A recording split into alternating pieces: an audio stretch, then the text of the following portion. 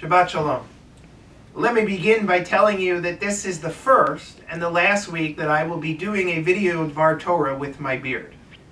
This congregation has spoken. I've asked a lot of you whether or not you like it or not, and the reality is that well more than half of you, including me probably, don't particularly love it, so certainly by next Shabbat, it's coming off. This week, we read Parshat Ki Teitzei, the Torah portion of Ki Teitzei, and it is one that is somewhat close to my heart. When I was a child going through elementary school, I was sometimes described as difficult. I could have been even termed as a little bit rebellious. In medical terms, you might say that I had a serious case of shpilkus. I would imagine that it was most difficult for my teachers and my parents. And yet, the overwhelming majority of my teachers, and certainly my wonderful parents, had great patience with me to allow me to grow up, to allow me to continue to get better in terms of behavior and in terms of my performance in school. It frightens me a little bit that if I had lived during biblical times, I might have been in trouble. This week we read of the story of the Ben Sorer Moreh, the wayward and rebellious son, and the text is very clear that this wayward and rebellious son does not listen to his parents, does not accept discipline from them, and is a glutton and a drunkard. Now, I wasn't a drunkard.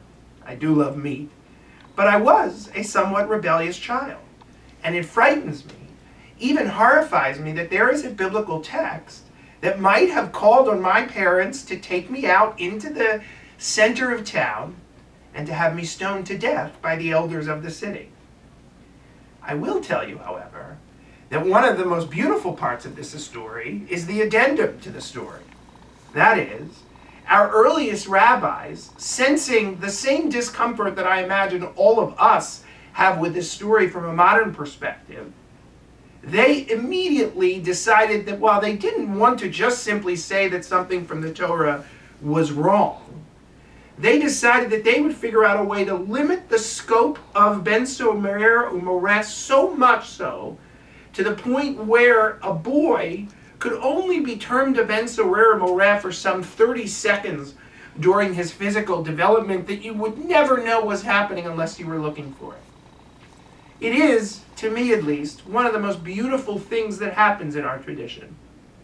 A rabbinic understanding that certain laws that existed in one way one time need to change as times change, as people change, and as society changes. Judaism is and must be a living, breathing religion. And Ben Sorer Moreh, despite our discomfort with it, is one of the greatest examples of that very fact. Shabbat Shalom.